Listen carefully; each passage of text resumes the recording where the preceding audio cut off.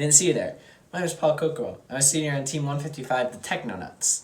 And I'm here to talk to you today about our team.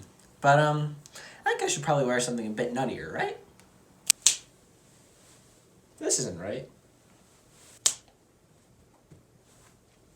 Yeah, this is much better.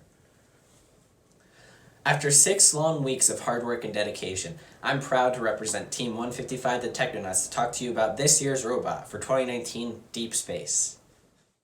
We began this season like many other teams by poring over the rules and trying to figure out what strategy we should approach. To decide which strategy we should use, we split up into smaller teams, and on each team we came up with a general design. After a couple meetings of looking over each group's designs, we ultimately decided on the Hatch Helper robot. The Hatch Helper robot's main functions are placing hatches on the rocket and cargo ship, while also deploying a ramp to allow teams to climb to the 3rd hab level. Why don't we look at some of the test footage for this year's robot? Our main goal is to create an efficient hatch recovery and delivery system. We have had multiple successes deploying the hatch to the low, middle, and high set points. One of the most significant challenges our team has faced during competitions has been vision on the field. Almost every year I've been on the team, there have been major obstructions on the field, whether it was the defenses in Stronghold or the airship in Steamworks. Each year, our team has tried to implement an effective vision system onto the robot. However, there end up being several issues, and most of the time it does not prove to be helpful. This year, me, along with the rest of the programming team, decided to do a major overhaul of our vision system. I believe that the most innovative feature on this year's robot is our vision-assisted drive system.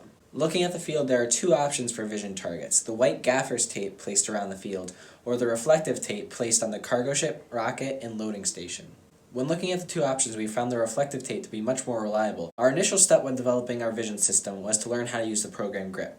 The program grip allows us to utilize OpenCV in an easy-to-understand way. OpenCV is an open-source library used across multiple programming languages like Java, which is the one we use, for image processing. We use this program to convert between our initial image that we get from the camera to contour values that we are able to utilize within our code. Our main goal of this vision system is to create a function that can center our robot onto a target and then deploy or retrieve a hatch from said target. The way that this function works is that it grabs a current image from our camera and then passes it through our grip code to generate an array list of values.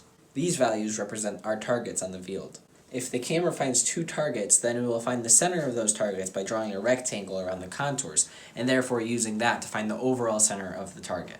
However, if we see more than 2 targets, it then becomes difficult for the robot to center on a given target. What our code does is it identifies each separate target and then pairs them using the differing angles. Once we have focused in on a target, our robot will center on it with a small margin of error. Our robot will drive towards the target and stop before it hits it using 2 rangefinders on the robot.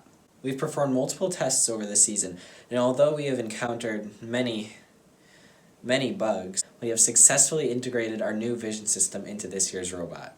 As we enter the Technonauts 26th competition season, our team spirit is still as nutty as ever. During the competition season, we aim to bring our nuttiness and our gracious professionalism everywhere we go.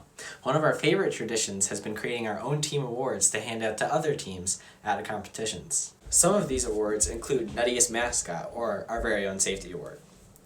Our team spirit extends past the build and competition season, but also into our community. Recently, we went to a local Girl Scout troop and taught them about robots and programming. We brought robots from the 2 FLL teams we mentor and taught them how to program them. Once we introduced programming to them, we allowed them to program the robots to do whatever they wanted. My group ended up trying to do the silliest things they could with the robot. After this, we were able to do a demo of our 2018 bot, and some of them even got the chance to drive it around. This past summer, I also got the chance to direct a local robotics camp where students in grades 3 through 5 were provided with a fun environment in which they could learn about engineering and STEM outside of the classroom. We also participate in many community activities, such as our town scarecrow contest or the annual Memorials Day Parade. Thank you so much for taking the time to learn about our robot for this year's challenge, Deep Space. I would like to take a moment to thank my team as well. Thank you to my mentors for spending countless hours teaching us how to build a robot and how to build essential skills such as leadership and teamwork. Also, a big thank you to my teammates for being amazing friends and making these past 6 years some of the most memorable of my life. Thank you.